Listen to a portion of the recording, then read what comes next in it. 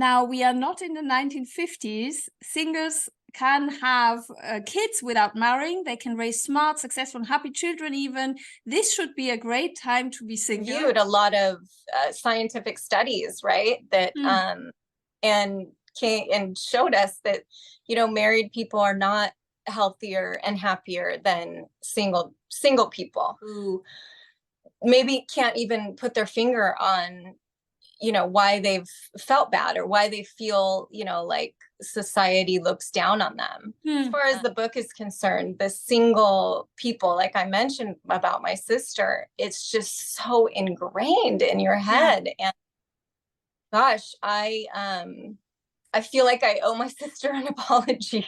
I'm gonna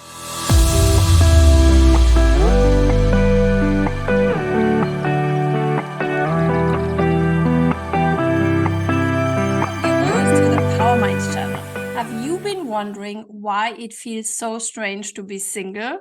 Or have you been wondering why so many people romanticize to be in a romantic relationship? Well, then stay in this video because I'm here with my dear friend Blake Lane to talk about a fascinating book that unearths this stereotype that has nothing to do with gender, race, or like skin color, whatever. It has to do with our marital status, and it's called the single stereotype. Let me welcome my dear friend Blake. Warm welcome to you.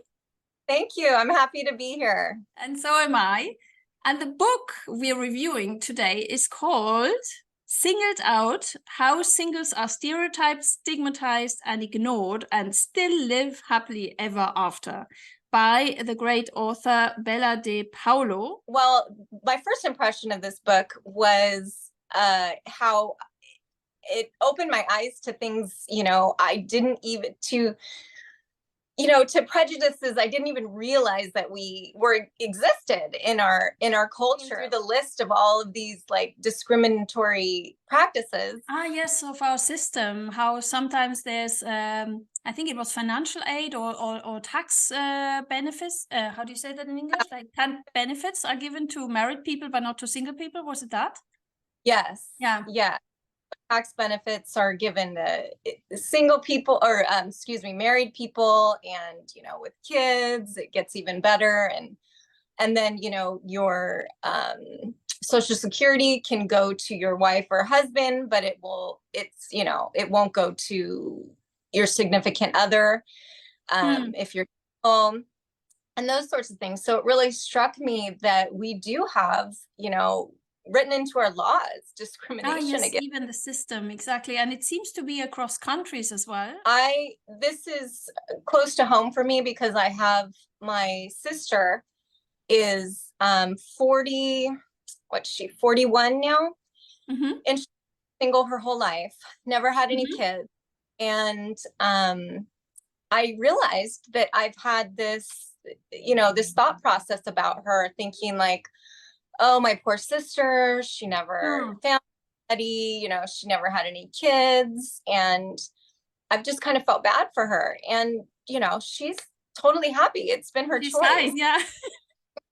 Totally Why fine. do we feel that? That is exactly the thing. Why do we feel that unconsciously? Why do we feel sorry for single people? That's exactly the point of the book, right? Where does this come from? And that's a phenomenon. We have that. Why did I think that? It's like, gosh, my marriage has been, you know, years of torture. You know, like she's had it good. I don't know why I would want that for her. I love her. I wouldn't want to put her through that. So, you know, it really opened my eyes to a lot of that. And in the 1950s, singles can have kids without marrying. They can raise smart, successful, and happy children even. This should be a great time to be single. But actually, single people are far too often now asked to defend their single status. So she's outlining exactly that actually singleness is no longer restricting any, you know, it's not like back in the day when you had really social disadvantage, and you can be happy that way, like your sister. So the book is actually putting that up. And what you just said also, I just want to read out what she calls it. Yes, it's she has these myths and one of them is called The Dark Aura of Singlehood. You are miserable and lonely, and your life is tragic. To love so much. I thought of my sister when I read that, and I feel guilty. And my mom was a single mom. She had 3 kids, and she was single the whole time. And she, you know, she's single now. She lives in my back house. And you've never met a happier person. Stereotype, and it's unconscious that we think single means being alone or lonely. Something must be linked in our social perception or cultural perception that singleness means unhappiness or loneliness even, and it's not even linked. She didn't do them, but she reviewed a lot of scientific studies, right, that and showed us that, you know, married people are not healthier and happier than single people. Single people and happily married people are pretty much equal. And both can be happiness, right? Both can be happiness. People are usually happy with whatever, you know, life throws. Yes. Exactly. It doesn't depend on your marital status. And that is something also in terms of our self-awareness. If we really kind of get aware of that fact, that it doesn't depend on your marital status, whether you're happy, then I think we can change a lot in our lives, because there is this romanticizing, I don't know where it comes from, maybe from previous times, that we think if we have this significant other, everything automatically will become happier, when actually as a matter of fact, in reality, it depends on ourselves if we are happy. About getting married, that you think, oh, my life is complete. Oh, my life, everything's going to go great in my life. And then, you know, reality hits you really hard in the head, and you realize, you know, it's an inside job. It's not somebody else, you know, your marital status, somebody else cannot fix you, cannot make you happy. You have to, you know, it's a daily effort, like loving yourself, loving another person. I think it's a daily effort, isn't it?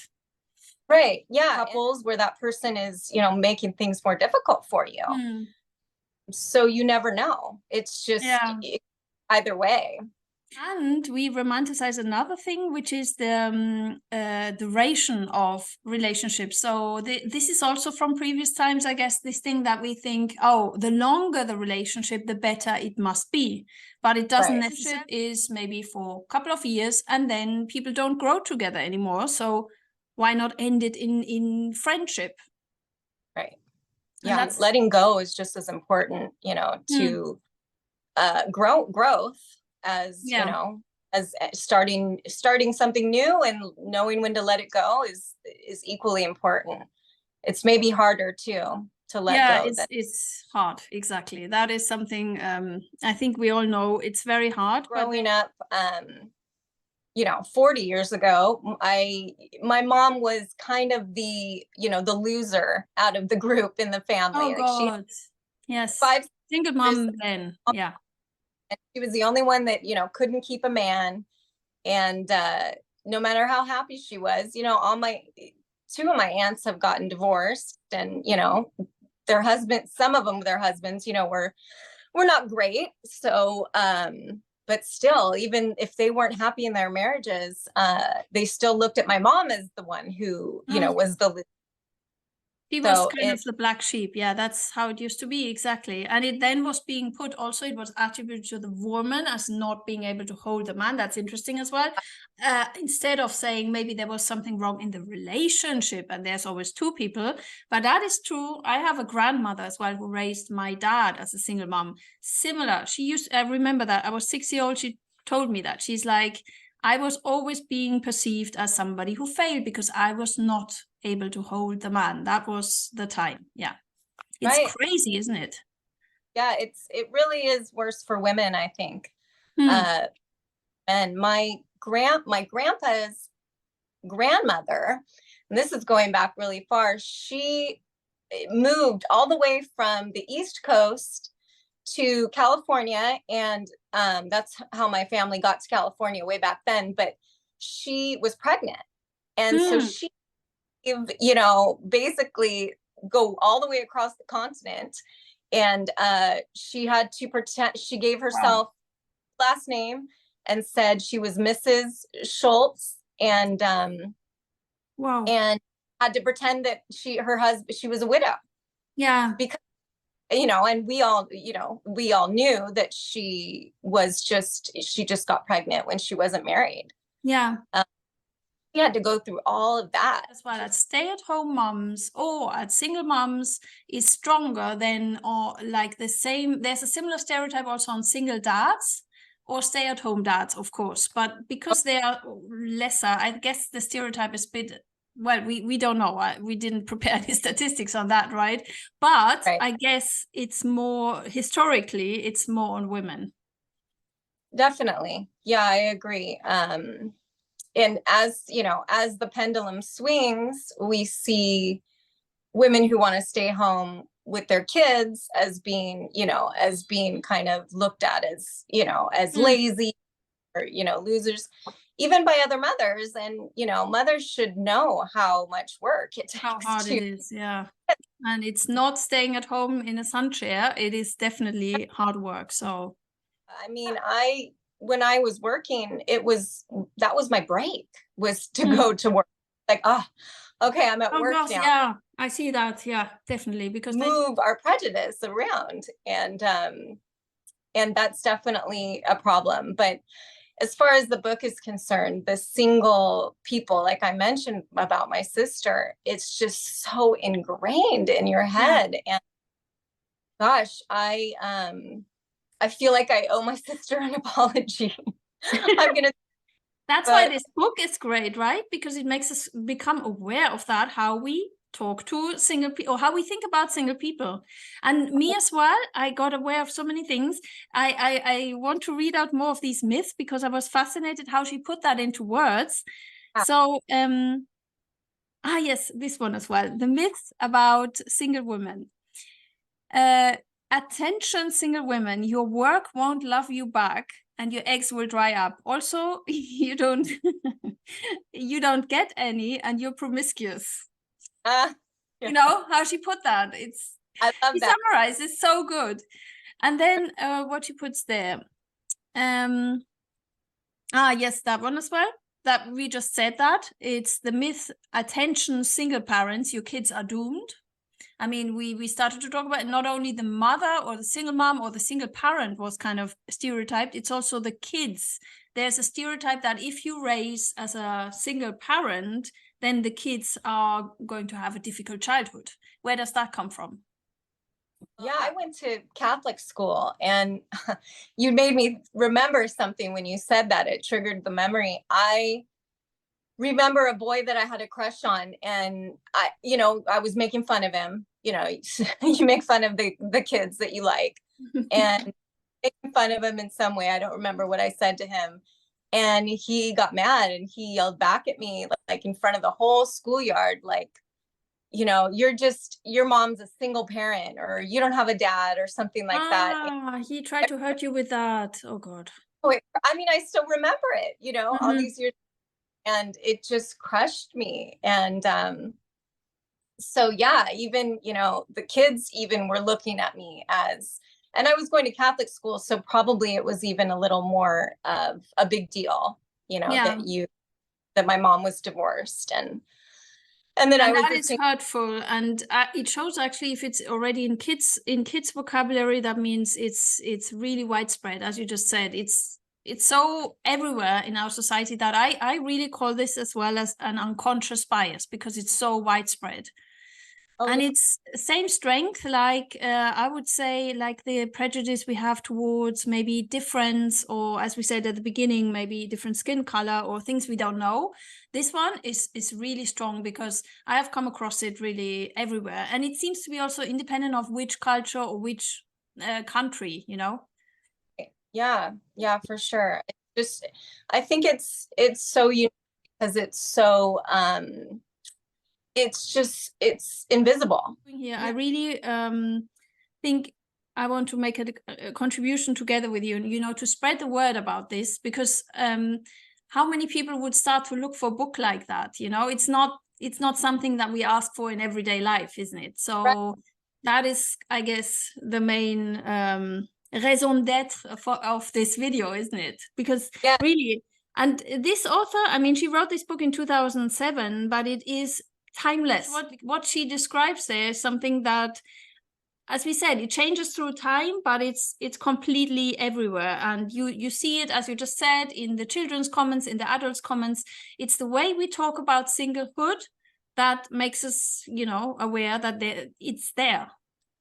Oh yeah, definitely. And this book could, I think, like I said, I want to give it to my sister to read it. I think it could really help a lot of people who maybe can't even put their finger on, you know, why they've felt bad or why they feel, you know, like society looks down on them.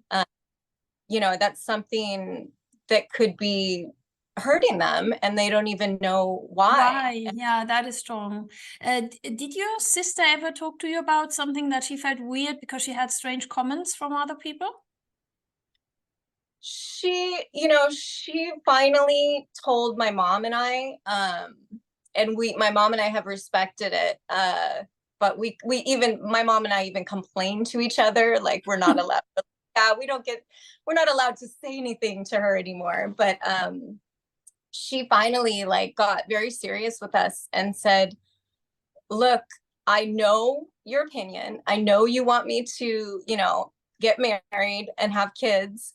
And that's it. I already know. I don't need you to make any more comments, to say anything. You know, please just stop.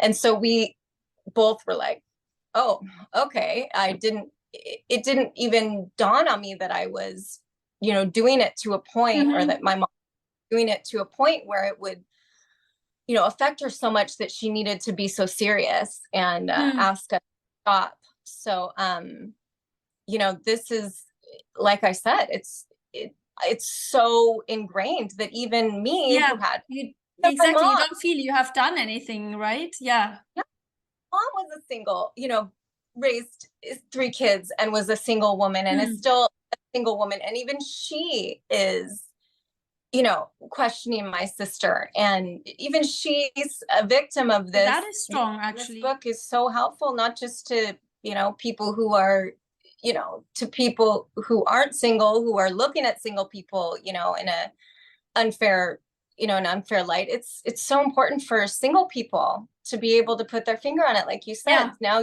now you're like, okay, so this is what the problem was. You know, it wasn't a problem with me. The problem with, you know, everyone else's opinions. Exactly. That helps so much. That's why this book is helpful. So as you said, every form of family or togetherness or companionship should be valued in our modern society. And it's so many different forms around. I mean, right. Yeah. She put a lot of, in the book, she put a lot of emphasis on friendship. And that really, you know, struck me, because I wouldn't say that I lost friends, but I definitely, you know, definitely grew apart from a big amount of my friends. A big group of the myth is poor soul. So this is the loneliness stereotype. Poor soul. Okay. You will grow old alone and you will die in a room by yourself where no one where no one will find you for weeks. Yeah, I forgot about that. That's great. I love that. This is excellent writing. She just so much brings it to the point about how we think, you know? Right, exactly. Yeah, everybody's like, you don't want to die alone. And it's like, well, why do you want to die with somebody that you hate? Yeah, exactly. And then also it's this thing of that we, like we said before, we associate being single or not in a marital state, like we are not married. We associate that with loneliness. No. As you just outlined the example of your sister, it's just the opposite. So, right. I mean, being in a bad marriage is about as lonely a place as you can be. Yes, and that as well. Like, I think the stereotype, and I don't know if she mentioned it or we mentioned it, but the stereotype is a double-edged sword. It also goes in the other direction. It's also something that married people who are unhappy in their marriages are suffering from as well, because they maybe can't find a way of getting out of it if they're not happy. Yeah, definitely. I can see that that's a big problem just made me think of was she gives the rate of drug abuse for children based on, married kids of married kids of, single people, and down the line, all these different scenarios. And the difference between kids of married couples and kids of single moms, it was important. We're basically equal.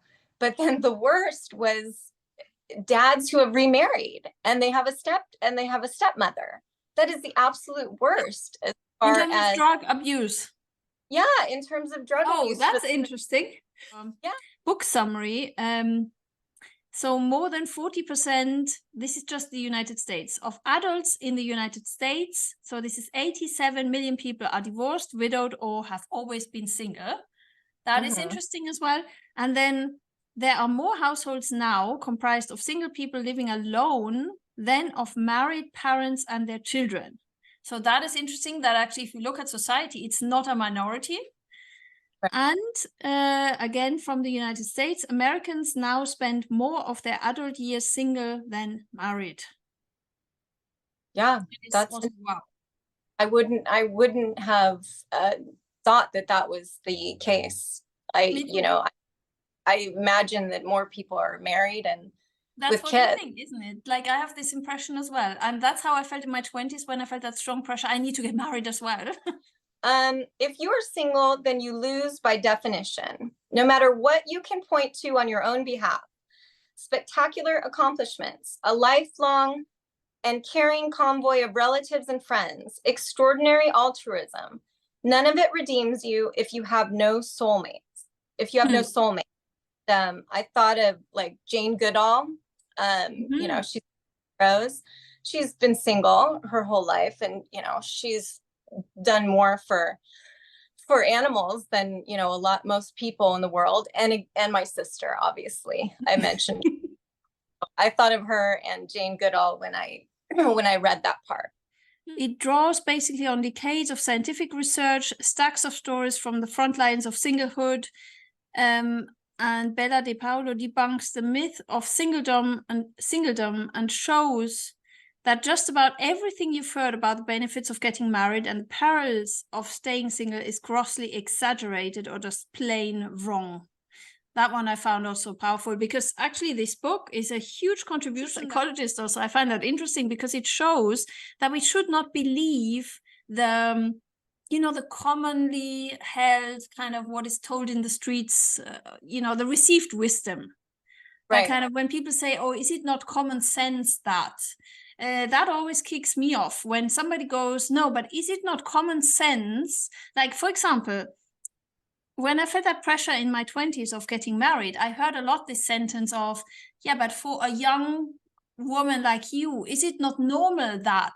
When sentences start like that, and that is common sense, but then the common sense portrays this wrong perception, Right. Yeah, I never thought of that, the correlation between normal and common sense. Actually, she uses, so as you just read out some of the statistics, she uses statistics and research to show that this common sense about how single people are stigmatized, that is a completely societal wrong perception. That is her contribution, actually. Right, yeah, and even I love that she goes over so many of the reports that the media has jumped on to say, oh, marriage is, this perfect thing and you'll be happier and healthier. Yeah. And goes through them, and she really says, wait a second, this is not what the data tells us. Yeah. It blows your mind that all of these, media is just reporting it wrong. Like, why? What is